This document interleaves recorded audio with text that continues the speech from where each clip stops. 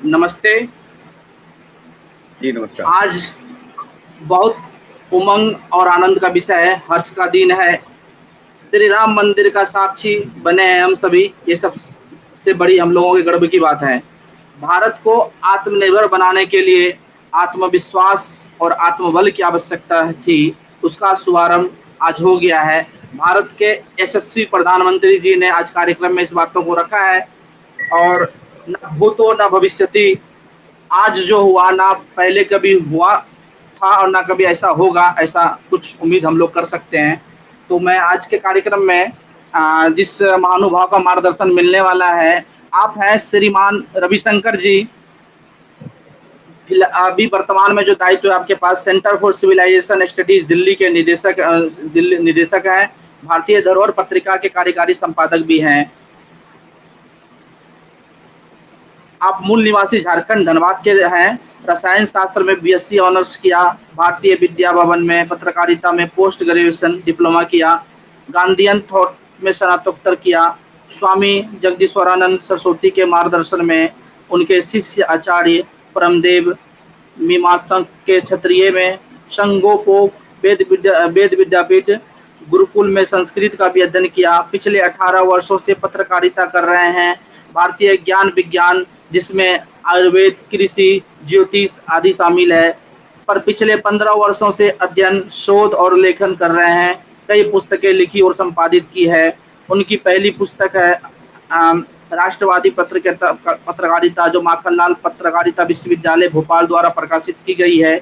और दूसरी पुस्तक भारत में यूरोपीय यात्री, उद्देश्य वर्णन और यथार्थ है, जो प्रभात प्रकाशन नई दिल्ली द्वारा प्रकाशित किया गया है। गाय के आर्थिक, वैज्ञानिक, पर्यावरणीय आदि विभिन्न आयामों पर 5 खंडों के शोध ग्रंथ का संकलन और संपादन किया है। चाणक्य पथ पुस्तक का संपादन और उसमें एक अध्याय का लेखन आपने किया है, जो धरोहर प्रकाशन नई दिल्ली से प्रकाशित हुई है। आयुर्वेद पर अनेक पुस्तकों का संगठन आपने किया है। तो हम सभी को बड़े सौभाग्य की बात है कि आपका मार्गदर्शन मिलेगा। उनसे पहले मैं अंजलि भारद्वाज जी को बुलाना चाहूंगा काव्य पाठ के लिए। आप सभी प्रबुद्धजनों को मेरा नमस्कार। अंजलि जी, बहुत बहुत स्वागत है आपका। धन्यवाद मनीष जी। नमस्कार मनीष जी, नमस्कार रवि जी, और सभी प्रबुद्धजनों को मेरा नमस्कार। आज जैसा कि हम सभी जानते हैं कि राम जन्मभूमि के इस पावन अवसर पर जो आज हमारा शिलान्यास हुआ है, बेहद गौरवान्वित करने वाला यह विषय है। इसी पर सर्वप्रथम मैं मुक्तक से एक प्रारंभ करती हूँ। नहीं जानती कैसे व्यक्त होंगे हृदय के ये भाव सारे, उमंगों के आकाश तारे, खुशियों के माहौल प्यारे, नहीं जानती कैसे व्यक्त होंगे ये सारे। हम सब में जो इतना हर्षोल्लास है, उन भावों को प्रकट शब्दों में नहीं किया जा सकता है। बस यही इतनी सी बात है। अब हम अपने श्री राम को याद करते हुए एक छोटी सी रचना मैं आपके सामने प्रस्तुत करती हूँ। राम भूमि पर विराजे राम, कण कण को प्यारे जो राम, क्षण प्रतिक्षण निहारे वो राम, केवट को तारे जो राम, रावण से विजयी वो राम, जानकी के हृदयस्थ जो राम, हनुमत के न्यारे वो।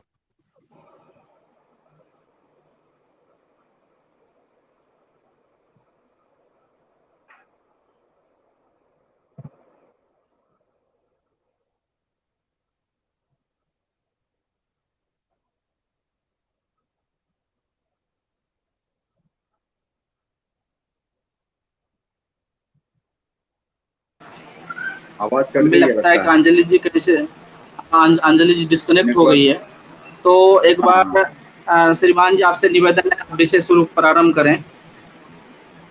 जी बहुत बहुत धन्यवाद मनीष जी।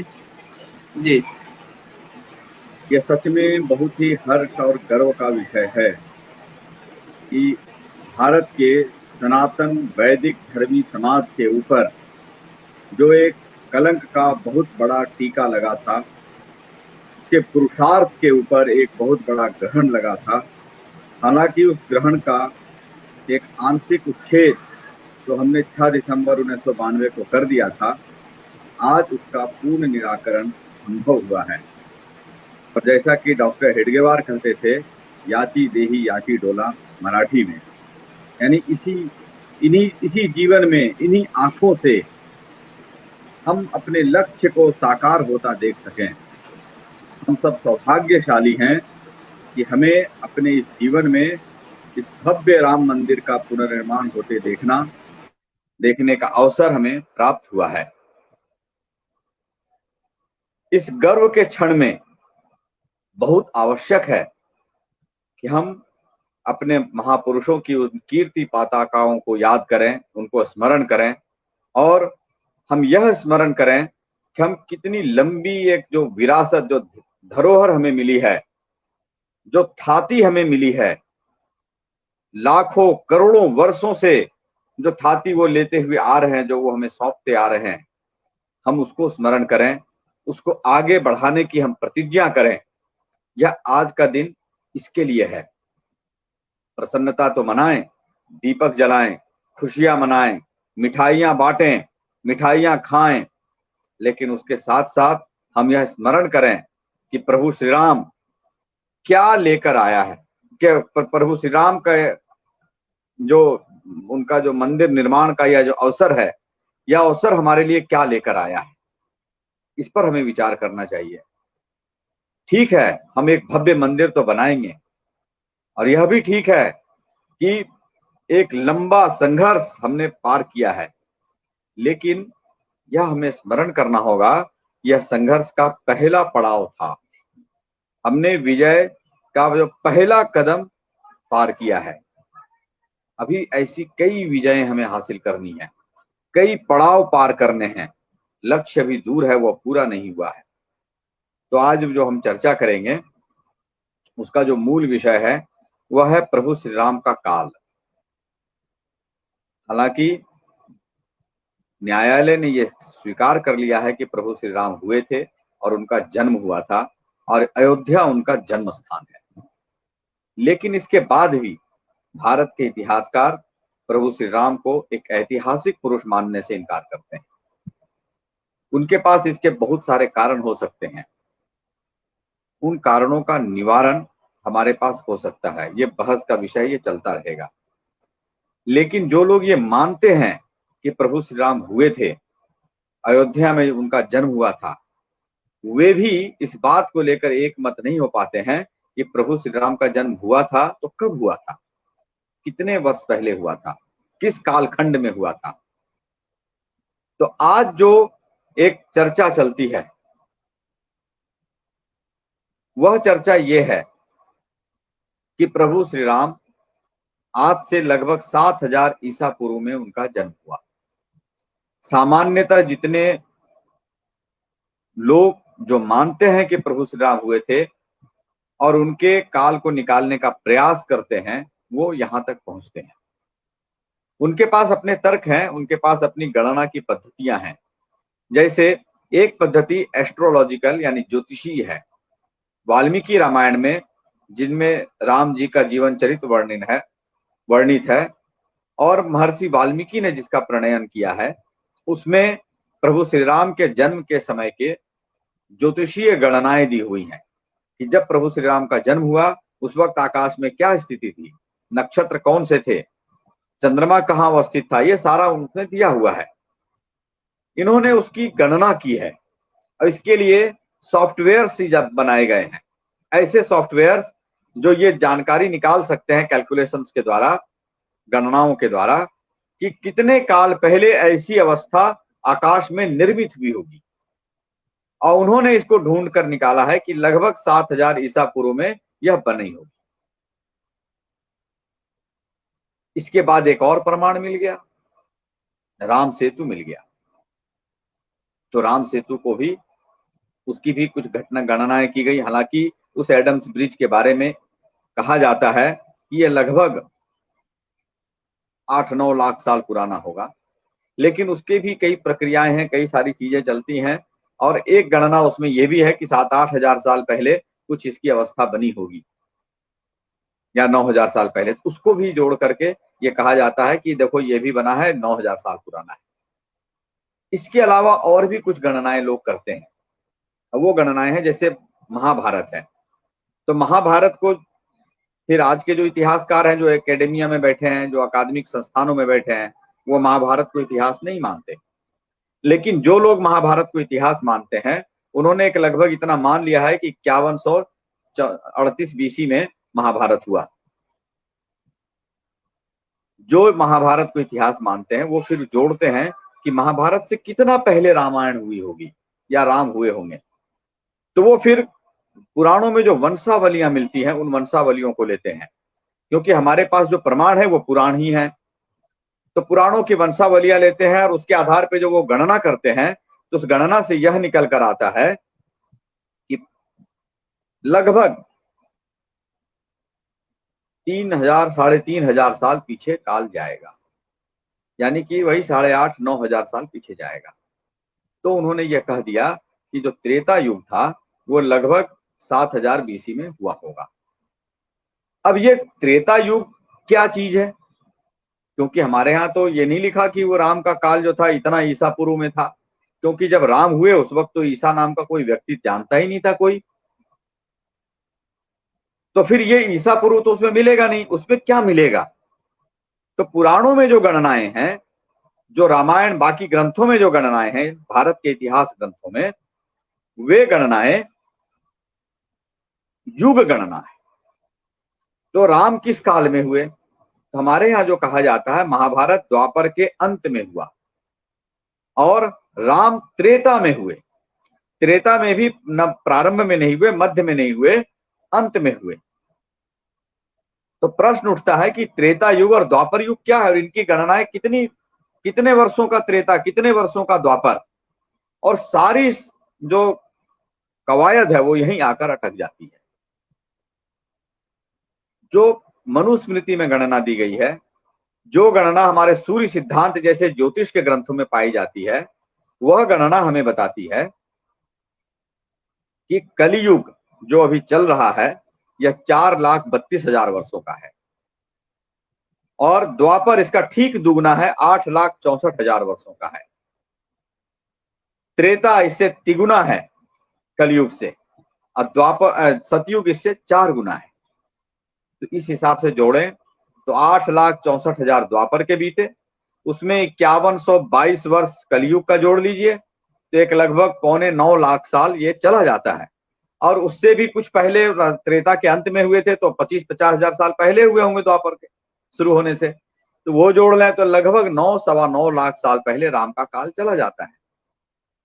समस्या अब इनको ये आती है कि इनको लगता है कि जो आज के इतिहास ग्रंथों में पढ़ाया जाता है, जो विकासवाद पढ़ाता है, जो पुरातत्व पढ़ाता है, जो भूगर्भ शास्त्र हमें बताता है, ये सारे शास्त्र यूरोप में पैदा हुए हैं और वहां पले बढ़े हैं।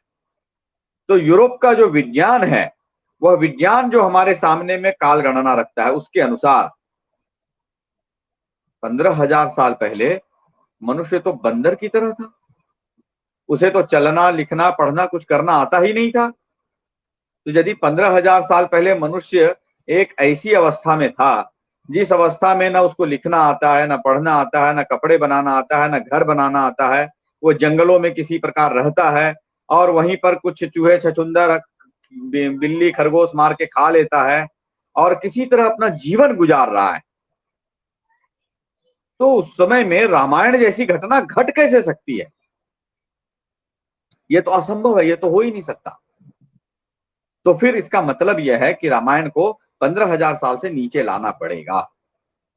तो उसको खींच करके नीचे लाने की कवायद की जाती है और उसी कवायद के परिणाम हैं ये जो ज्योतिषीय गणनाएं हैं या फिर ये जो वंशावलियों की गणनाएं हैं, ये गणनाएं उसी के परिणाम है। तब उनको ये लगाना पड़ता है हिसाब कि भाई हमको ये 10,000 साल में इसको कैसे फिट करें। ये फिट करने की जो कवायद है ये वही है। तो मैं इसको औपनिवेशिक मानसिकता कहता हूं। यूरोपियंस ने जो भारत में उपनिवेश स्थापित किया तो उन्होंने एक पूरा माइंड सेट बनाने की कोशिश की, एक मानसिकता गढ़ने की कोशिश की कि हम इस फ्रेम में सोचें। जैसे घोड़ा चलता है तो उसके आंखों पर एक पट्टी दोनों तरफ बांधी जाती है कि वो दाहिने बाएं ज्यादा ना देख सके, वो ठीक सामने देखता हुआ आगे बढ़ता रहे, क्योंकि दाएं बाएं देखेगा तो बहुत सारी चीजें दिखेंगी और वो भटक सकता है। तो भारत के जो विद्वान हैं वो उसी घोड़े के समान हैं, और उसके आंखों पर ये कोलोनियलिज्म, औपनिवेशिकता का या पर्दा ऐसा डाला गया है कि हम सीधा सामने देखें और ईसा की गणनाओं के आधार पर, बाइबिल की गणनाओं के आधार पर, भूगर्भ शास्त्र की गणनाओं के आधार पर, विकासवाद की गणनाओं के आधार पर अपनी सब चीजों की गणना करें। हम हर घटना को बीसी में बताएं, बिफोर क्राइस्ट कितना बीसी हुआ। हम इस त्रेता युग और इसके चक्कर में न पड़े। तो हमारे विद्वानों ने यह काम करना प्रारंभ कर दिया। तो जितने अकादमिया में बैठे विद्वान थे उन्होंने तो इसको सहजता से अपना लिया, क्योंकि उनको दाल रोटी इसी से चलनी है, उनको इसी बात की तनख्वाह मिलती है, वेतन मिलता है, उनके ये पेट का सवाल है। लेकिन जो अकादमिया से बाहर बैठे विद्वान थे उन्होंने इसको थोड़ा सा तोड़ने की कोशिश की। तो ऐसे कई सारे विद्वान खड़े हुए, भगवत दत्त खड़े हुए, उन्होंने इसको सवाल खड़ा किया, गुरुवैद्य गुरुदत्त हुए, उन्होंने किया, कोटा वेंकटचलम हुए, उन्होंने इस पर प्रश्न खड़े किए, ऐसे कई सारे विद्वान हुए। तो राम को तो यूरोपियंस ने खारिज कर दिया था, उन्होंने, वो तो मानते ही नहीं कि राम हुए थे, तो वो तो इसका काल निकालने के लिए जाएंगे ही नहीं। उन्होंने कृष्ण को भी खारिज कर दिया, ये भी मिथ्यकई चरित्र था, तो उन्होंने महाभारत भी खारिज किया, क्योंकि ये कोई घटना घटी नहीं। जिन्होंने महाभारत का काल निकाला वो 1500-1600 बीसी से पहले जाने से में असमर्थ रहे, क्योंकि उनका मानना था कि वैदिक काल ही 1500 बीसी में था, तो बाकी सारा कुछ इसी के अंदर समेट लेना है। तो अकादमिया में बैठे विद्वानों की विवशता है, उनके पेट का यह प्रश्न है कि वो इससे बाहर नहीं सोच सकते, तो उनको हम छोड़ देते हैं। अब हम विचार करते हैं जो अकादमिया से बाहर बैठे हैं और जो भारतीयता की बात करना चाहते हैं, भारतीय स्रोतों की बात करना चाहते हैं, वे भी अधिकतम जो पीछे जाते हैं 9000 साल, 10,000 साल, जो बहुत पीछे जाते हैं तो एक आध ऐसे विद्वान भी हैं जो थोड़ा और पीछे जाते हैं, तो वो भी लगभग 50-60 हजार साल जाकर के अटक जाते हैं। तो उन्होंने जो प्रारंभ किया गणना, तो उन्होंने ये कोशिश शुरू की, क्योंकि वो त्रेता युग को नकार नहीं सकते थे, वो द्वापर युग को नकार नहीं सकते थे, पुराणों में ये लिखा है, और जो चूंकि वो पुराणों को स्रोत मान के काम कर रहे हैं तो उनको ये एक्सेप्ट करना है। अब वो करें क्या? तो उन्होंने ये कोशिश शुरू की कि जो युग गणना है वो कैसे, उन्होंने बताना शुरू किया कि युग गणनाएं, मतलब इतनी लंबी युग गणना तो संभव ही नहीं है, 4,32,000 साल, ये तो निहायत बकवास है। तो इसके समर्थन में उन्होंने कि ये युग गणना के अलावा भी कोई युग गणना हो सकती है क्या, यह ढूंढना शुरू कर दिया। वो युग गणनाएं भी उनको मिली, जैसे वायु पुराण में 5 वर्षों का युग वर्णित है और उसमें 5 वर्ष के नाम दिए हैं अलग अलग, इदुवत्सर, अनुवत्सर, वत्सर, ऐसे करके इलावत्सर, ऐसे करके 5 नाम दिए हैं। तो उन्होंने कहा कि अरे एक युग तो 5 ही वर्ष का है, तो इसके हिसाब से भी गणना कर सकते हैं। तब तो युग यदि 5 वर्ष का होगा तो जो 71 चतुर्युगी की एक मनवंतर होता है 71 चतुर्युगी का, तो एक युग 5 वर्ष का, तो 4 युग कितने हो जाएंगे 20 वर्ष के, 71 गुना 20 कितना होगा, उसका एक मनवंतर, तो मनवंतर बहुत छोटा हो जाएगा, फिर चतुर्युगी छोटी हो जाएगी, तो गणना करना सरल हो जाएगा, फिर हम 10,000 साल में फिट कर लेंगे। फिर उनको एक और गणना मिल गई, और यह जो गणना थी इसमें 12,000 वर्षों का एक युग था, और 12,000 वर्षों में उन्होंने जो विभाजन किया था इसी आधार पे कर दिया था कि 4,000 वर्ष का सतयुग, 3,000 वर्षों का त्रेता, 2,000 वर्षों का द्वापर और 1,000 वर्षों का कलयुग। अब इसमें उन्होंने संध्या और संध्यांश जोड़ने के बाद 4,800 वर्ष का सतयुग, 3,600 वर्ष का त्रेता और 2,400 वर्ष का द्वापर और 1,200 वर्षों का कलयुग, ये निकाल दिया। उनको और प्रसन्नता हो गई, अरे वाह ये तो बड़ा अच्छा है, ये तो 12,000 वर्षों का युग हमें मिल गया। अब तो इसके हिसाब से बहुत बढ़िया बैठ जाता है, क्योंकि द्वापर यदि केवल 2,400 वर्ष का है तो द्वापर बीतन जो अंत हुआ है 5100 पहले वर्ष पहले, उसके 2,400 वर्ष पहले द्वापर खत्म हो गया, तो त्रेता उससे ठीक पीछे पड़ेगा, तो कितना बढ़िया बैठा, 51 और 2 7 और 7 लगभग 7.5, और 7.5 से थोड़ा पहले चले जाएंगे 1,500 साल पहले, तो त्रेता मिल जाएगा, यानी कि 7-8,000 बीसी में मिल गया हमको त्रेता। ये तो बहुत अच्छा लगा, उन्हें बहुत पसंद आया। उन्होंने तुरंत इसको फटाफट फिट कर दिया कि हाँ ये ठीक है, ये बहुत अच्छा है। लेकिन प्रश्न उठता है कि यदि हम 12,000 साल का युग मान लेते हैं, चतुर्युगी मान लेते हैं 12,000 साल की, 4800 का सतयुग भी मान लेते हैं, तो द्वापर तो आज से 5122 वर्ष पहले समाप्त हो गया। तो 5122 वर्ष पहले द्वापर समाप्त हुआ, उसके बाद कलयुग शुरू हुआ जो कि 1200 वर्षों का था इनके अनुसार। तो कलयुग समाप्त हो गया 1200 साल बाद, उसके ठीक 1200 साल बाद। तो उसके बाद कौन सा युग शुरू हुआ? तो उसके बाद फिर से सतयुग शुरू हुआ कलयुग के बाद। तो जो सतयुग प्रारंभ हुआ वो 4800 वर्ष का है। 48 और 12 जोड़िए तो 60 होता है, तभी 60 पूरा नहीं हुआ है, उसके हिसाब से अभी सतयुग चलना चाहिए। यानी आज से एक लगभग 3,500 साल पहले सतयुग प्रारंभ हो गया और सब 3,500 साल से अभी तक सतयुग चल रहा है। लेकिन क्या भारत के किसी भी ग्रंथ में, किसी संत महात्मा के कथन में आप ये पढ़ते हैं या बोल सुनते हैं कि आज अभी सतयुग चल रहा है? क्या तुलसीदास ने मानस में लिखा अभी सतयुग चल रहा है? कहीं नहीं लिखा। क्यों नहीं लिखा? फिर उन्होंने कलयुग क्यों लिखा? क्या किसी और पुराण ने कहा कि अभी सतयुग चल रहा है? किसी ने नहीं लिखा। क्या करपात्री जी महाराज जैसे जो हिंदू हृदय सम्राट, हिंदुओं के धर्म सम्राट हैं करपात्री जी, क्या उन्होंने कहा कि अभी सतयुग चल रहा है? उन्होंने भी नहीं कहा। करपात्री जी ने जिनका घोर खंडन किया है, जिनको वो मानते ही नहीं, दयानंद सरस्वती, जिन पर पुरी के शंकराचार्य अंग्रेजों का एजेंट होने का आरोप लगाते हैं, उस महर्षि दयानंद सरस्वती ने क्या कहा? अभी सतयुग चल रहा है? उन्होंने भी नहीं कहा। उन्होंने भी कहा कलयुग चल रहा है। तो फिर वो जो युग गणनाएं बता रहे हैं छोटी वाली, उसके हिसाब से अभी कौन सा युग चल रहा है और क्या वह युग गणना कहीं वर्णित है? इस प्रश्न का उत्तर किसी के पास नहीं है। तो ये सारी कवायद यदि हम शास्त्रीय परंपरा को देखें तो निरर्थक साबित हो जाती है, वह टिकती ही नहीं है कहीं भी। तो फिर हम क्या करें? हमारे सामने में एक बड़ा संकट आता है, अब हम क्या करें? तो इसके दो समाधान है।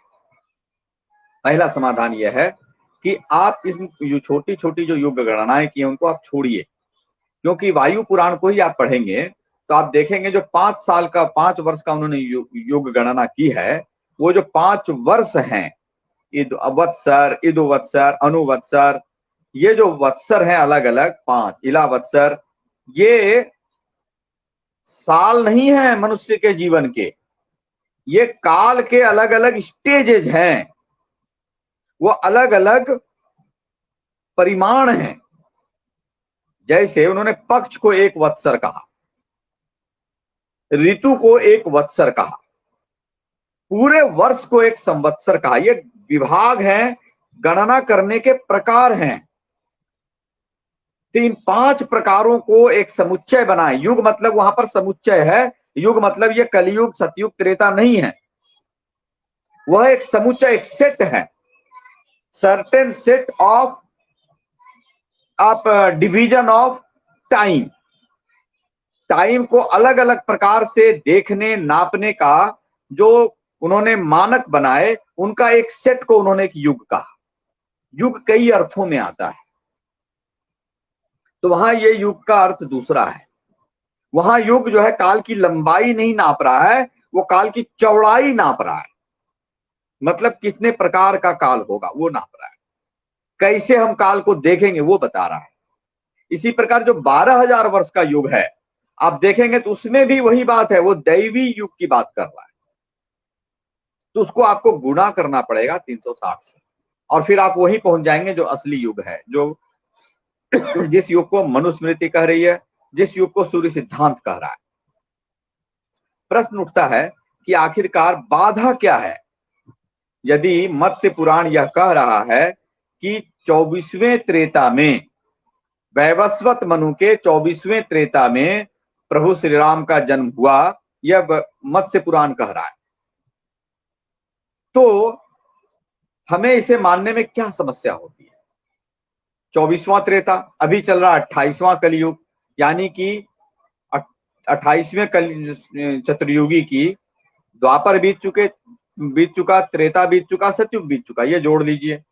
उसके बाद एक चतुर्युगी ये 27वां बीता, एक चतुर्युगी 26वां बीता और एक चतुर्युगी 24वां में त्रेता में हुए तो उसका द्वापर और कलयुग जोड़िए। यह सारा जोड़ेंगे एक लगभग राम का काल जाएगा 2.25 करोड़ वर्ष पूर्व। अब इनको इस बात से बड़ी मतलब दिमाग में उनके चक्कर आ जाता है, क्या बात करते हो 2.25 करोड़ वर्ष पूर्व? ह्यूमन सिविलाइजेशन नहीं थी। मैं पूछता हूं कि ह्यूमन सिविलाइजेशन नहीं थी, ये आपको किसने कहा कि ह्यूमन सिविलाइजेशन नहीं थी? क्या हमारे पुराणों ने कहा कि ह्यूमन सिविलाइजेशन नहीं थी?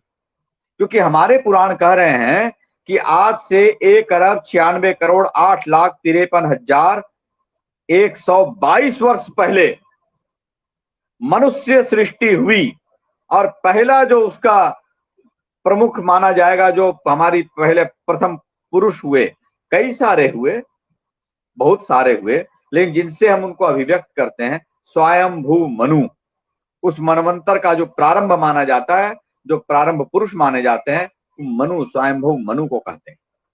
उस स्वयंभू मनवंतर का प्रारंभ 1,96,8,53,122 वर्ष पहले हुआ, ये पुराण कह रहे हैं। फिर वो कह रहे हैं कि स्वयंभू मनवंतर में बड़ी संख्या में राजा हुए। उन सभी राजाओं का वर्णन हम नहीं कर सकते, क्योंकि सभी का वर्णन करेंगे तो सैकड़ों साल लगेंगे उस वर्णन को करने में। अब सोच कर देखिए, एक मनवंतर का जो काल है वो लगभग 43,20,000 को हमें 71 से गुना करना पड़ेगा, तो इतना बड़ा काल हमें मिलेगा मनवंतर का। तो मनवंतर का जो ये काल है, इतने लंबे काल तक, मतलब एक लगभग कई करोड़ वर्षों तक कितने राजा हुए होंगे? और कोई एक ही स्थान पे एक राजा तो होगा नहीं, पूरी पृथ्वी पे भिन्न भिन्न इलाकों में अलग अलग राजा होंगे। तो उन राजाओं का यदि नाम ही लिखना शुरू कर दें तो वो कई वर्ष लगेंगे। वो कह रहे हैं सैकड़ों वर्ष लगेंगे, और सच में लगेंगे सैकड़ों वर्ष। तो वायु पुराण कहता है कि हम यहाँ कुछ प्रमुख प्रमुख नाम आपको बता देते हैं। तो वायु पुराण कुछ प्रमुख प्रमुख नाम बताता है, यानी स्वयंभू मनु के कौन कौन से बेटे हुए, उनके बेटों के कौन कौन से बेटे हुए, उनके बेटों के कौन कौन से बेटे हुए, मतलब एक लगभग 40-50 नाम उन्होंने गिना दिए। अब ये समझने की बात है। उसके बाद यहीं नहीं रुकते हैं, वो बताते हैं प्रजापति कौन हुआ, उस प्रजापति के कौन बेटे हुए, उनके और कौन बेटे हुए। फिर वो बताते हैं देव कौन हुए, उन देवों के कौन कौन से पुत्र हुए। फिर वो बताते हैं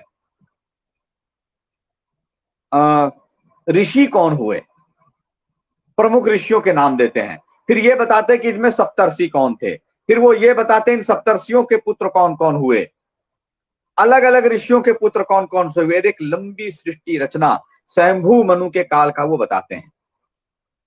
उसके बाद वो यहीं नहीं रुकते हैं, वो उसके बाद का जो मनु है औत्तमी, उसका भी काल बताते हैं। उसके बाद के जो हुए सारे जो मनवंतर हुए, यानी कि 6 मनवंतर बीत चुके, 7वां वैवस्वत मनवंतर चल रहा है।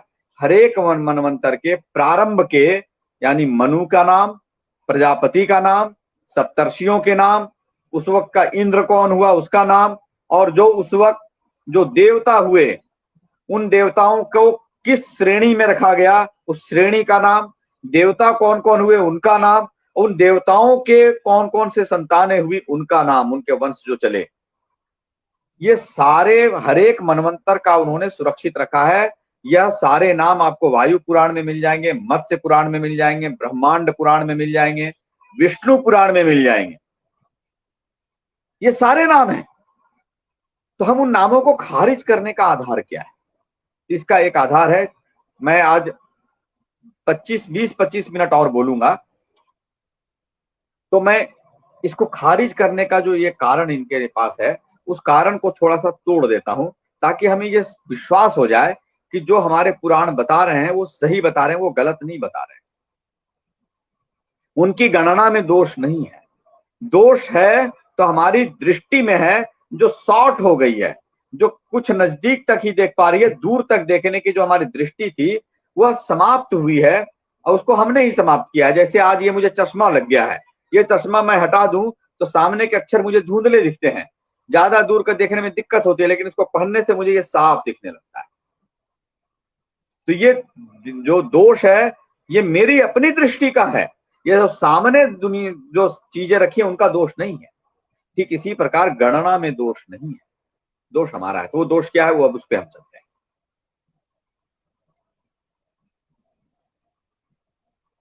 तो जो जैसे मैंने कहा कि हमारे सामने जो दो प्रमुख बाधाएं हैं, वह बाधा है विकासवाद की, और वह बाधा है वह भूगर्भ शास्त्र की। क्योंकि विकासवाद कहता है कि जो मनुष्य है यह एक लगभग केवल 12 से 15 हजार साल पहले आधुनिक स्थिति में नहीं था, यानी उसका मस्तिष्क इतना विकसित नहीं था, उसके हाथ पैर ऐसे सुंदर बने हुए नहीं थे, उसको आग जलाना नहीं आता था, उसको पहिया तो भूल ही जाए, उसको भोजन बनाना नहीं आता था।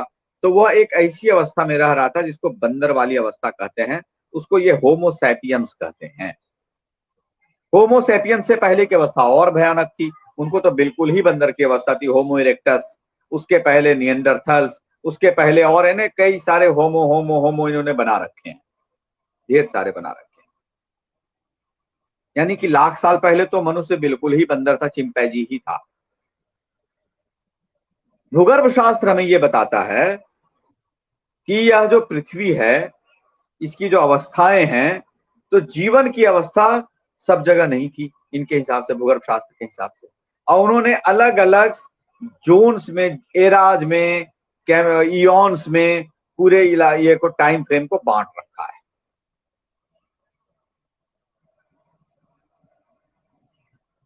आप देखेंगे वो जो बांटा है उन्होंने, हेडियन है, यान है, एरा है, पीरियड है, इपोक है और एज है।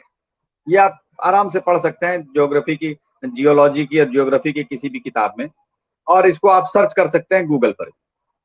लेकिन आप देखिए कि ये जो इन्होंने काल गणनाएं बांटी हैं, इसका आधार क्या है। जैसे हमने जो गणनाएं बांटी, हमने आकाश को आधार लिया, सूर्य की गति क्या है, चंद्रमा की गति क्या है, और नक्षत्र कौन कहाँ स्थित है। यानी कि नक्षत्र मतलब क्या होता है, तारामंडल, तारों का एक विशेष समूह, उसको नक्षत्र कहते हैं। तो कौन से तारा समूह किधर अवस्थित हैं, ध्रुव कहां पर है, इस पर हमारी गणनाएं निश्चित हैं। अब आप किसी भी वैज्ञानिक से आप पूछिए, वो बता देगा कि सूर्य जब से बना है तब से इसी अवस्था में है, वैसे ही चला आ रहा है, उसकी गति में फर्क नहीं पड़ा। पृथ्वी और सूर्य जब बन गए तो इसी गति से चल रहे हैं, इनकी गति में कोई अंतर नहीं आया। तारामंडल अपनी गति से चल रहे हैं, चंद्रमा अपनी गति से चल रहा है, उसमें कोई फेरबदल एक आध 10 सेकंड 20 सेकंड का 100 सेकंड का हो जाए, एक आध मिनट का, इससे ज्यादा अंतर नहीं हुआ। तो हमारी जो गणना का आधार है वो इतना स्थिर आधार है, उसको कोई नकार नहीं सकता। लेकिन ज्योग्राफिकल जो टाइम स्केल है, इसकी गणना का जो आधार है, वो आधार बड़ा मिथ्या है। वह आधार है, पहला आधार उन्होंने लिया कि चट्टानों को देखा कि इन चट्टानों के बनने का क्रम क्या है। तो सेडिमेंटेशन हो रहा है और आग्नेय चट्टानें बन रही हैं, 2-3 प्रकार से चट्टानें बनती हैं, ताप और दबाव के कारण बन रही हैं और सेडिमेंटेशन के कारण बन रही हैं। अब ये जो प्रक्रिया है चट्टान बनने की, इन्होंने कहा कि इसका एक जो नियम है वो फिक्स्ड है, और वो जो उस पर उन्होंने एक सिद्धांत दिया जिसे मैं एक रूपतावाद का सिद्धांत कहता हूं, यूनिफॉर्मिटेरियनिज्म का सिद्धांत वो कहते हैं, जो 1830 में चार्ल्स लाइल ने दिया था। और वह सिद्धांत ये कहता है कि जितने नेचुरल प्रोसेसेस हैं, वह सारे natural processes from the beginning of earth, यानी पृथ्वी के बनने के बाद से लेकर आज तक सेम स्पीड और मैग्नीट्यूड से चल रहे हैं। लेकिन यह संभव नहीं है। 1850 में, यानी 1830 के 20 साल बाद 1850 में उष्मागतिकी का दूसरा नियम आया, जिसको सेकंड लॉ ऑफ थर्मोडायनामिक्स कहते हैं। सेकंड लॉ ऑफ थर्मोडायनामिक्स कहती है कि कोई भी प्रोसेस सेम स्पीड और मैग्नीट्यूड से इटरनल काल तक नहीं चल सकती। नहीं चल सकती कोई भी, उसमें एक एंट्रोपी जनरेट ही होता है। तो आप कहेंगे कि जैसे रेडियो एक्टिविटी होती है, जो डीके इंडेक्सेस होते हैं, ये सेम स्पीड और मैग्नीट्यूड से चल रहे हैं, लेकिन मेरा कहना ये हो ही नहीं सकता कि उस सेम स्पीड और मैग्नीट्यूड से हमेशा चलते रहे हर जगह, वो वैरी कर सकते हैं। और बहुत प्रकार के ऐसे कारण हैं जो इनकी गति को प्रभावित करते हैं। तो आप ये नहीं कह सकते कि यह जो गति है जो अभी हम ऑब्जर्व कर रहे हैं, वही गति आज से 1,00,000 साल पहले भी रही होगी। हो सकता है उस वक्त ये गति फास्ट चल रही हो सकता है ये गति उस वक्त स्लो चल रही हो। यह कहना बिल्कुल सटीक नहीं है कि चट्टानों के बनने की जो प्रक्रिया नीचे चल रही थी वो लगातार एक समान गति से चल रही थी, इसीलिए हम अभी का एक ले करके और डेटिंग कर देंगे और उससे ही निकलेगा। हम कहेंगे कि इसको हम गलत प्रूफ करने का, ये थ्योरेटिकल बात तो कर दी आपने, लेकिन जो लैब टेस्टिंग से हम साबित कर रहे हैं उसको गलत साबित करने के लिए इतना भर पर्याप्त नहीं है। ये बात ठीक है, ये इतना भर पर्याप्त नहीं है। तो आपको इसके प्रमाण मिलते हैं, और इसके इतने प्रमाण मिलते हैं जिसकी सीमा नहीं है। जैसे मैं एक उदाहरण देता हूं, एक और स्ट्रीम जो नॉलेज की, ज्ञान की एक और धारा जो आजकल विकसित हो रही है, इसको आर्कियो एस्ट्रोलॉजी कहते हैं। आर्कियो एस्ट्रोलॉजी का अर्थ होता है ऐसी खुदाई में मिले या फिर ऐसे अवशेष जो मिलते हैं, हमें निर्माणों के अवशेष मिलते हैं, उनका जो गणना है वो एस्ट्रोलॉजिकल आधार पे किया जाए। अब एस्ट्रोलॉजिकल आधार पे कैसे गणना करेंगे? मान लीजिए कोई किला मिला है, तो किले की गणना एस्ट्रोलॉजिकल नहीं हो सकती, ये बात ठीक है, लेकिन वहां जो एस्ट्रोलॉजिकल कोई निर्माण हुआ है, जैसे जंतर मंतर में जो निर्माण हुआ है वो एस्ट्रोलॉजिकल स्टडी करने के लिए हुआ है, तो एस्ट्रोलॉजी से उसका निकाला जा सकता है। मान लीजिए हमने इक्विनॉक्स को नापने के लिए कोई एक निर्माण किया। अब वह जो निर्माण हमने किया एक इक्विनॉक्स को नापने के लिए, उस समय जो इक्विनॉक्स हो रहा होगा उस समय के हिसाब से उनको यह नापना बनाना पड़ेगा, लेकिन इक्विनॉक्स चेंज होता रहता है, इक्विनॉक्स का टाइम। ये ज्योतिषी गणना करने वाले आपको बड़े आराम से बता देंगे।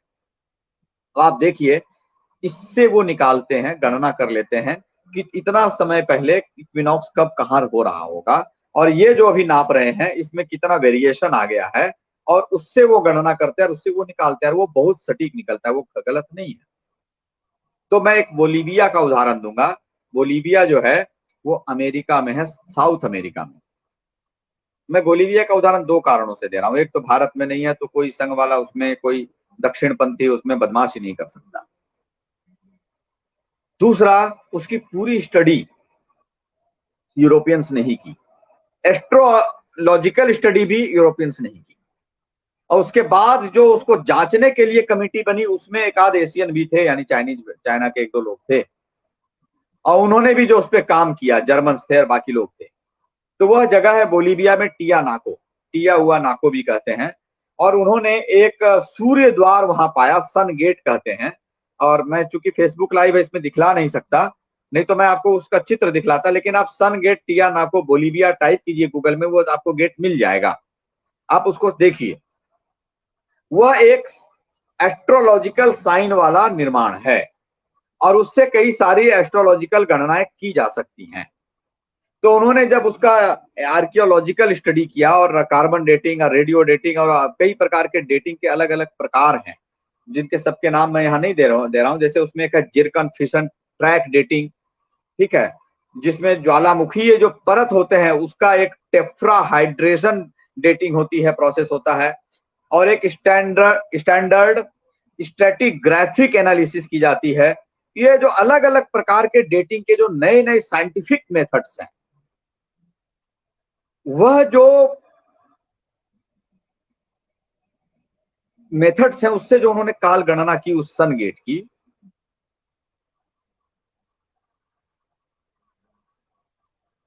जी मैं एक कमेंट पढ़ने लग गया था इसलिए मैं थोड़ा रुक गया। वो जयप्रकाश दुबे जी कह रहे हैं कि जियोलॉजिकल प्रोसेसेस को की जो यूनिफॉर्मिटी ऑफ स्पीड बताई जा रही है उसको उस तरीके से जनरलाइज नहीं किया जा सकता जैसा वो क्लेम कर रहे हैं, यानी वो जो मैं कह रहा हूं उसको वो समर्थन कर रहे हैं। वो धन्यवाद जयप्रकाश जी। तो टियानाको बोलीविया में जो सन गेट मिला, उसकी जो उन्होंने मैक्सिमम जो लेटेस्ट साइंटिफिक मेथड हो सकता है जिसके नाम मैंने आपको बता दिए, टेफ्राहाइड्रेशन, उसके बाद जिरकॉन फिशन ट्रैक डेटिंग, सब प्रकार के, उससे जो गणना की उसका काल उन्होंने निकाला 500 से लेकर 950 एडी ईस्वी सन में।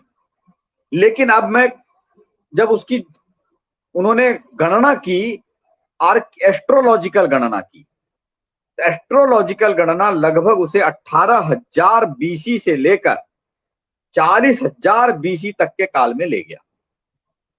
यह जो सारा खोजबान जिसने किया, उनको उन्होंने एकदम से खारिज किया।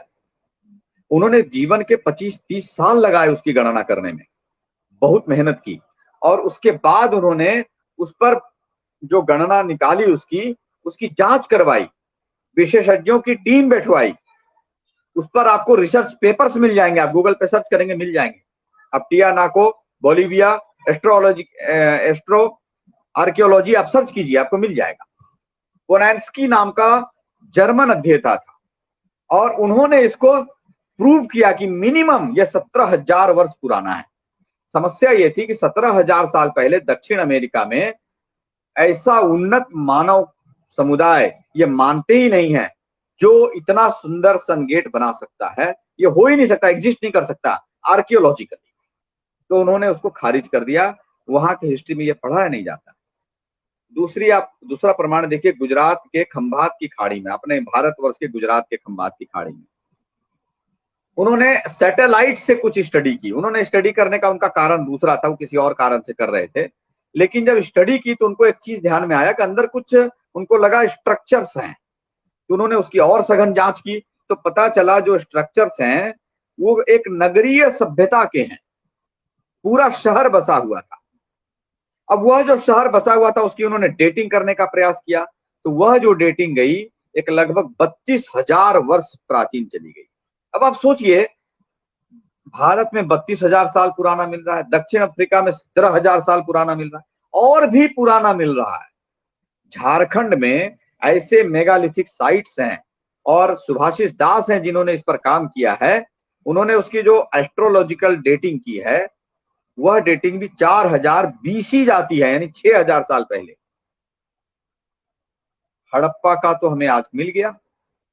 जो हड़प्पा केवल सिंधु घाटी के आसपास सिमटा हुआ था, आज राखीगढ़ी में जब खुदाई हो रही है तो उसका पूरा जो इलाका है कि लगभग 20 लाख वर्ग किलोमीटर का है।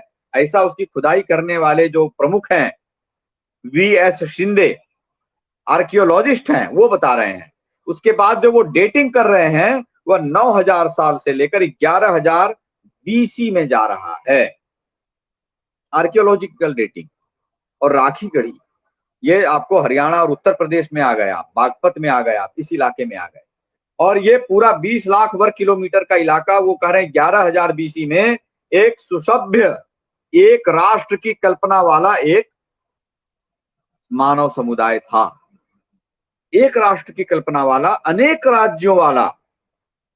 महाभारत यही तो बता रहा है ना, महाभारत में यही तो वर्णन है। कई सारे राज्य थे, इन्हीं इलाकों का वर्णन है, गंधार से लेकर के और यहाँ कुरुक्षेत्र तक सारे शासनों का वर्णन है, सारे राजवंशों का वर्णन है। तो महाभारत की बात सही साबित हो गई ना। अब आप सोच करके देखिए, ये जो प्रमाण मिल रहे हैं जो आर्कियोलॉजी के और एस्ट्रो आर्कियोलॉजी के, वो गणनाएं भूगर्भ शास्त्र की गणनाओं को और विकासवाद की गणनाओं को सिरे से खारिज कर रही हैं। और यहां पर मैं एक कोट करूंगा चार्ल्स हैपगुड को। चार्ल्स हैपगुड एक जियोलॉजिस्ट हैं, वो भी भूगर्भ शास्त्री हैं, और उनके पास एक कुछ नक्शे मिले 1913 के आसपास, उनको नक्शे मिले। तो जो नक्शा उनको मिला वो बताया जाता था कि 16वीं शताब्दी का, यानी 1500 कुछ का नक्शा है। और उसको कुछ समुद्री लुटेरों ने, जिसका नाम उसमें मेंशन्ड है, पीरी रईस नाम है। तो पीरी रईस ने जो नक्शे बनाए वो नक्शे ये हैं, उसकी कॉपीज हैं। 16वीं शताब्दी का नक्शा, यानी 1500 कुछ का नक्शा है। अब आप पता कर लीजिए, उस वक्त 1500 कुछ में यूरोपियंस को अंटार्कटिका का पता नहीं था, उनको अफ्रीका का एग्जैक्ट लोकेशन मैप में नहीं मालूम था, उनको अमेरिका का एग्जैक्ट लोकेशन नहीं मालूम था, वो अभी दक्षिण अमेरिका और उत्तर अमेरिका के बीच के कुछ द्वीप समूहों तक ही पहुंचे थे। उस समय तक पूरा अमेरिका उन्होंने नापा नहीं था। फिर एक व्यक्ति का एक नक्शा बनाता है जिसमें वो अंटार्कटिका भी एकदम सही स्थान पे दिखलाता है, वो एकदम सही स्थान पे अफ्रीका और अमेरिका को दिखलाता है। यह कैसे संभव होता है? उसके बाद वो उस नक्शे में जो इंस्क्रिप्शन है, उसमें जो लिखा हुआ मिलता है, वो ये मिलता है कि यह नक्शा मैंने पुराने नक्शों को देखकर बनाया है। यानी उससे भी पहले किन्हीं लोगों ने नक्शा बनाया था। फिर इन नक्शों को जब भेजा गया यूएस के एयरफोर्स डिवीजन को, चार्ल्स हैपगुड ने भेजा और कहा आप जरा देख कर बताइए कि ये जो मार्क मैंने किया है, क्या ये वो जगह कौन सी है, आपको क्या लग रहा है? एयरफोर्स वालों ने इसको स्टडी किया, यूएस एयरफोर्स के लोगों ने, और उन्होंने कहा ये तो लग रहा अंटार्कटिका है और अमेरिका का दर्शाया गया है, लेकिन इतने पुराने नक्शे में ये कैसे संभव है दिखाना? फिर उन्होंने एक और मार्के की बात बताई। उन्होंने कहा कि यह जो नक्शा देख रहे हैं, इसकी लोकेशंस वगैरह से ये लग रहा है कि यह उस कालखंड का नक्शा है जब बर्फ नहीं थी अंटार्कटिका पर। यानी अंटार्कटिका पे बर्फ कब नहीं थी? यह जो मॉडर्न आइस एज चला, ये 20 लाख साल चला लगभग, या 11,000 कुछ 100 साल पहले वो समाप्त हुआ, लगभग 800 साल, 11,800 साल पहले, और 20 लाख साल पहले आइस एज प्रारंभ हुआ था। यानी उनके हिसाब से ये 20 लाख वर्ष पहले अंटार्कटिका कैसा रहा होगा, उसका चित्रण इस नक्शे में है। तो चार्ल्स हैपगुड ने इस पर एक मोटी सी किताब लिखी। उस किताब का नाम है maps of ancient sea kings, और उन्होंने उस पर एक गंभीर अध्ययन किया, पूरी स्टडी की, और ऐसे सारे नक्शे सामने में रखने की कोशिश की, और उसके बाद उन्होंने निष्कर्ष निकाला। उन्होंने कहा कि लगभग 20 लाख वर्ष पहले,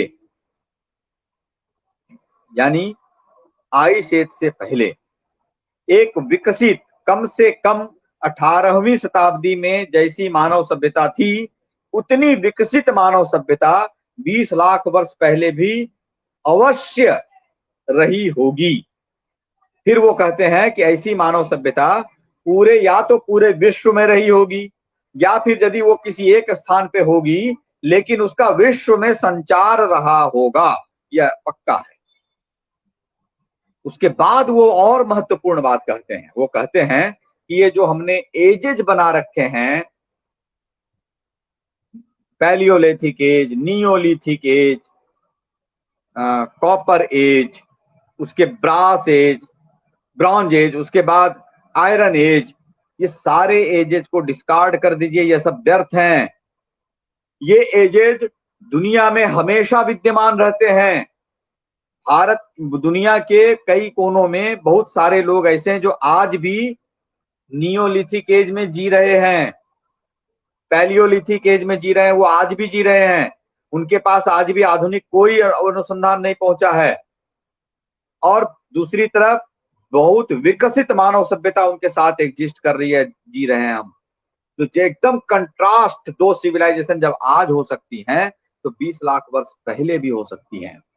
तो उन्होंने कहा इन एजेज की संकल्पना जो यूरोपियंस ने बनाई बीच के कालखंड में, और विशेषकर आर्कियोलॉजिस्ट ने बनाई, वह मिथ्या संकल्पना है, उसको खारिज कीजिए, फेंक दीजिए कूड़े के ढेर में, क्योंकि ये वो हमेशा विद्यमान रहते हैं ऐसे लोग।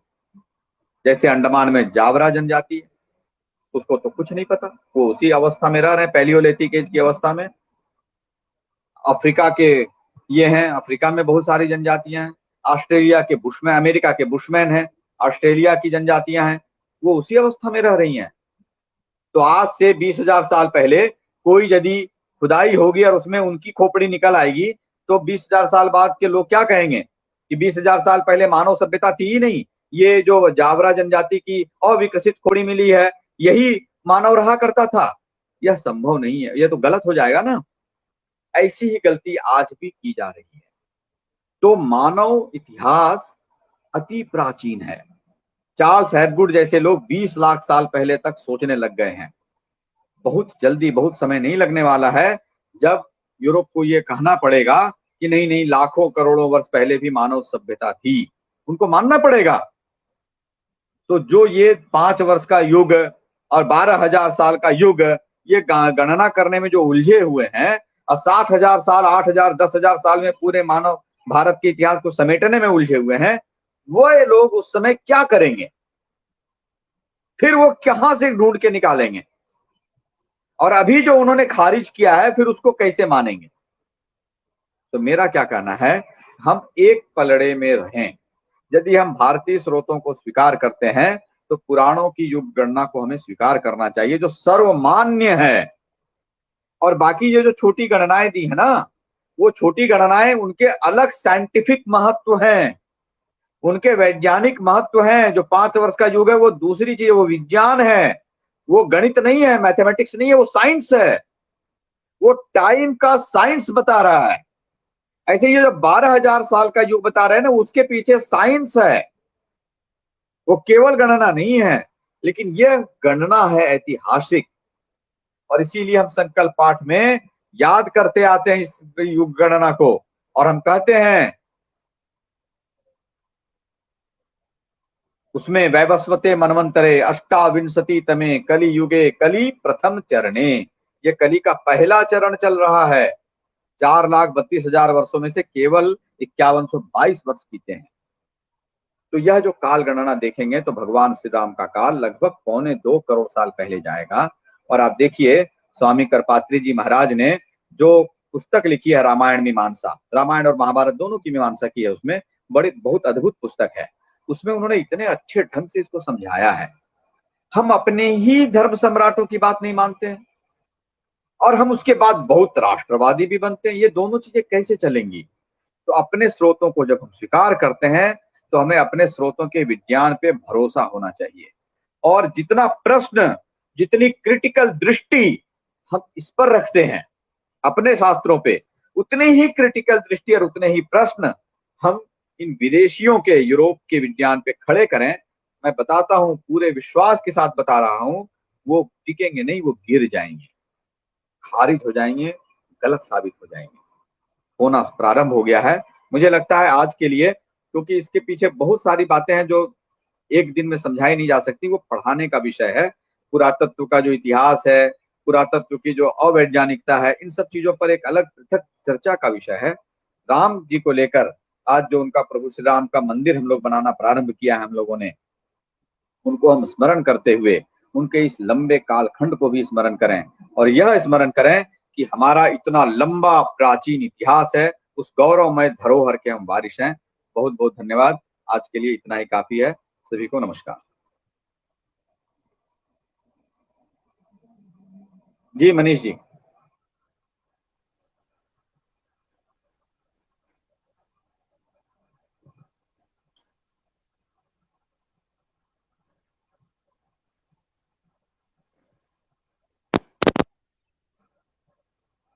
मनीष जी आपकी आवाज नहीं आ रही है। हाँ अब शायद आई। आपका बहुत बहुत धन्यवाद। ठीक है, जी जी आपका बहुत बहुत धन्यवाद श्रीमान रविशंकर जी। आपने बहुत ही अद्भुत व्याख्यान दिया है और कहीं न कहीं स्वदेशी आत्मनिर्भर भारत के लिए बहुत ही सुंदर रहा। वो कहा जाता है सृष्टि और प्रलय के बीच की संधि के काल की एक विभिन्न व्याख्या के अनुसार 17 लाख वर्ष पूर्व का काल बैठता है। पुराण के कुछ वचनों के आधार पर श्री राम 24वीं चतुर्युगी में बताए जाते हैं, जिसके अनुसार रामायण का काल 1,80,00,000 वर्ष पूर्व सिद्ध होता है। तो मतलब कई लोग कई प्रकार की बातें करते हैं, लेकिन आज आपसे आपकी बातों को सुनकर काफी कुछ समझ में आया है। और किसी कारणवश क्या है, कुछ क्वेश्चन है इस पे, है ना? तो पहले एक बार हम अंजलि भारद्वाज जी को बुलाएंगे काव्य पाठ के लिए, है ना? तो रविशंकर जी आपका बहुत बहुत धन्यवाद। मैं एक बार अंजलि जी को आमंत्रित करता हूँ। अंजलि जी आपका स्वागत है।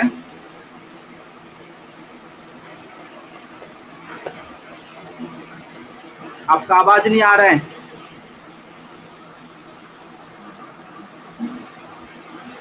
आवाज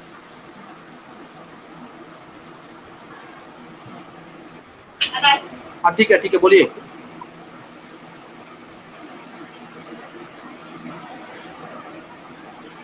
नहीं, फिर आवाज नहीं आ रहा आपका। अब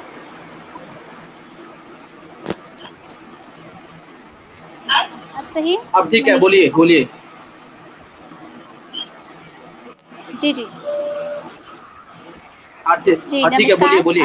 मैं ठीक है। ज़्यादा समय ना लेते हुए आप सभी का धन्यवाद करती हूँ और रवि सर का बहुत बहुत धन्यवाद ऐसी रोचक और अद्भुत जानकारी प्रदान करने के लिए। आज हम जैसा सभी जानते हैं कि आज राम जन्मभूमि पर शिलान्यास हुआ है, जो हम सभी के लिए बहुत ही गौरवशाली और बहुत ही अद्भुत हम लोगों के लिए रहने वाला एक उत्सव के समान है। तो इसी पर मैं सर्वप्रथम अपना मुक्तक रखती हूँ। नहीं जानते कैसे व्यक्त होंगे हृदय के ये भाव सारे, उमंगों के आकाश तारे, खुशियों के माहौल प्यारे, नहीं जानती कैसे व्यक्त होंगे ये सारे। ये मुक्तक था, क्योंकि हम अपने इन भावों को शब्दों में नहीं पिरो सकते। इस संपूर्ण देश में आज हमारे राष्ट्र में जो शिलान्यास हुआ है उसका जो उत्सव है। अब मैं अपने राम पर, हमारे पूजनीय राम के विषय पर ये कुछ पंक्तियां पढ़ूंगी अपनी। राम भूमि पर विराजे राम, कण कण को प्यारे जो राम, क्षण प्रतिक्षण निहारे वो राम, केवट को तारे जो राम, रावण से विजयी वो राम, जानकी के हृदय जो राम, हनुमत के वो न्यारे राम, भरत के अग्रज वो राम, कौशल्या के दुलारे वो राम, मर्यादा पुरुषोत्तम जो राम, मर्यादा पुरुषोत्तम जो राम, अयोध्या पुनः विराजे राम, अयोध्या पुनः विराजे राम, हम सबके भगवन जो राम, हमारी शान बान वो राम, हमारी शान बान वो राम, गरिमा देश की बढ़ाते जो राम, पुनः भारत की पहचान बताते वो राम, पुनः भारत की पहचान बताते वो राम। धन्यवाद आप सभी का। मनीष जी धन्यवाद। धन्यवाद रवि जी और सभी अंजलि जी बहुत अंजलि जी बहुत आपने अच्छा अंजलि जी बहुत आपने अच्छा कहा। आपका बहुत बहुत स्वागत है। रविशंकर जी से निवेदन है कि एक दो क्वेश्चन है, थोड़ा सा, है ना? हाँ हाँ हाँ, पूछिए ना बिल्कुल। रविशंकर जी जी जी जी जी हाँ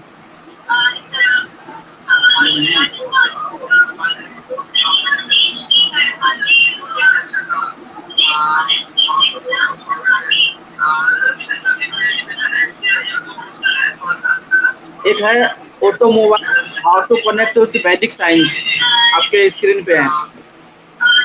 how to connect with Vedic science, मतलब वैदिक विज्ञान से कैसे जुड़ना चाह रहे हैं, वैदिक विज्ञान से। हेलो जी, ऑटोमोबाइल इंजीनियर कैसे कनेक्ट हो सकता है? जी, ऑटोमोबाइल, जी जी स्क्रीन पे है, स्क्रीन पे automobile engineer how to connect with Vedic science. जी जी ठीक है। देखिए, दो बातें होती हैं, विज्ञान और तकनीकी, ये दो विषय हैं।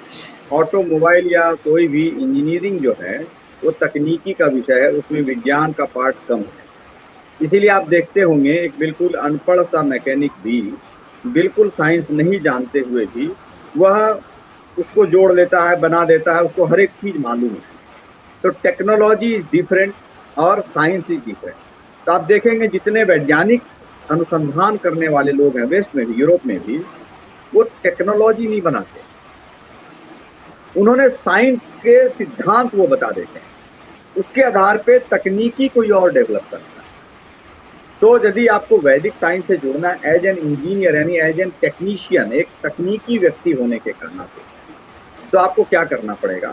तो वैदिक साइंस को पढ़ना पड़ेगा। तो वैदिक साइंस क्या है और कहाँ मिलेगा?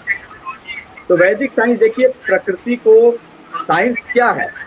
प्रकृति के रहस्यों को जानने और समझने का जो विधा है उसको हम विज्ञान कहते हैं। तो वेदों की एक खास दृष्टि है, वैदिक साहित्य की एक खास दृष्टि है प्रकृति को देखने, सुनने, जानने, समझने की, और उसके आधार पर वो जो तकनीकें विकसित करते हैं वो भिन्न होती हैं। तो आप देखेंगे जो विज्ञान के ग्रंथ हैं वैदिक साहित्य में, तो जैसे वैशेषिक दर्शन है, ये विज्ञान का ग्रंथ है। इसमें बहुत सारा फिजिक्स के बहुत सारे नियम और सिद्धांत उसमें वर्णित है, प्रकृति के बहुत सारे रहस्य उन्होंने बताए हैं। आपको समरांगण सूत्रधार है, उसमें बहुत सारे विज्ञान के बातें कही गई हैं। ऐसे ढेर सारे ग्रंथ हैं, आपको उन ग्रंथों से जुड़ना होगा और ये उनको समझने के लिए, पढ़ने के लिए थोड़ी बहुत संस्कृत की जानकारी भी प्राप्त करनी पड़ेगी। तो थोड़ी भाषा सीखनी होगी। जैसे आप आज इंजीनियरिंग पढ़ने के लिए अंग्रेजी सीखते हैं, तो वैदिक साइंस पढ़ने के लिए थोड़ा संस्कृत सीखना होगा और फिर उन ग्रंथों की जानकारी लेके उनको पढ़ना होगा। तो फिर उसमें से रास्ता निकलेगा और बहुत सारी चीजें आप जान सकते हैं, उसका उपयोग भी कर सकते हैं। जी जी मनीष जी। एक और क्वेश्चन है, होमोसेपियंस का लिखा सिद्धांत। है हरिसार प्रमाणिक, जी जी जी, हरिहर प्रमाणिक जी होमोसेपियंस का प्रश्न है। 40,000 वर्ष पहले की बात यथार्थ से परे है। तो जी, होमोसेपियंस का सिद्धांत गलत है, बिल्कुल गलत है, तो क्या ये गलत है? 2000% गलत है। वो सही हो ही नहीं सकता। मैं बता रहा हूँ, जब जब आपको 35,000 32,000 साल पहले नगरीय सभ्यता आपको खंबात की खाड़ी में मिल रही है, तो 11,000 साल पहले के होमोसेपियंस का कहाँ रह जाता है यार? 20,000 साल पहले का होमोसेपियंस कहाँ टिकता है? वो खारिज हो जाता है। नगरीय सभ्यता है भाई, और लगभग उससे भी पुराने और प्रमाण मिल जाएंगे आप। जी बहुत सुंदर। और एक है रिद्धि आर्या जी, काल गणना, इससे संबंधित कोई पुस्तक बताएं। देखिए, काल गणना पर एक किताब तो डॉक्टर रवि प्रकाश आदि की मिलती है। वो इतिहास पुनर्लेखन संस्थान से, इतिहास संकलन समिति ने प्रकाशित की है। और जो पुस्तकें मुझे देखनी पड़ेंगी और कौन कौन सी पुस्तकें, क्योंकि मैंने तो जो मूल टेक्स्ट है, जैसे मनुस्मृति में जो कालगणना है, जो है इस प्रकार से, उनको निकाल करके मैंने देखा, या जो हमारे पुराणों में दी हुई है, इनके आधार पे बहुत सारे लोगों ने ऐसी पुस्तकें लिखी हैं। तो उन पुस्तकों को नाम मुझे देखना पड़ेगा कि किन किन, जैसे रवि प्रकाश आर्य का मुझे ध्यान में था, वो मैंने बता दिया, और देखना पड़ेगा और किन की किताबें हैं, तो वो फिर देख के बता पाऊंगा। जी ठीक है, तो आपका बहुत बहुत धन्यवाद रविशंकर जी। मैं धन्यवाद ज्ञापन के लिए सिद्धार्थ जी को बुलाऊंगा। सिद्धार्थ जी, आपका जी। स्वागत है। श्रीमान रविशंकर जी को, मनीष जी को, स्वदेशी आत्मनिर्भर भारत की पूरी टीम और कार्यक्रम से जुड़े हुए सभी कार्यकर्ताओं व श्रोताओं को मेरी तरफ से जय श्री राम, भारत माता की जय। श्रीमान जी ने आज बहुत ही सुंदर तरीके से तथ्यों के आधार पर सृष्टि की काल गणना पर, प्रभु श्री राम के कालखंड पर प्रकाश डाला। ये सब तथ्य सामान्य लोगों को पता नहीं होता है, बहुत सारे लोगों के अध्ययन का ये सब विषय भी नहीं होता है। तो आपने श्रीमान जी ने हमें जानकारी दी। आप भारतीय काल गणना को विश्व के पटल पर दोबारा रखने की कोशिश कर रहे हैं। आपको बहुत बहुत धन्यवाद इसके लिए। आप स्वदेशी आत्मनिर्भर भारत के मंच के साथ से जुड़े, हम आपका बहुत बहुत धन्यवाद और आभार प्रकट करते हैं। आज अपने इस कार्यक्रम में हम लोगों के साथ में अंजलि बहन जी भी जुड़ी और बड़ा ही सुंदर उन्होंने काव्य पाठ किया। आपको भी बहुत बहुत धन्यवाद और आत्मनिर्भर भारत की टीम की तरफ से बहुत बहुत आभार। जय श्री राम, भारत माता की जय।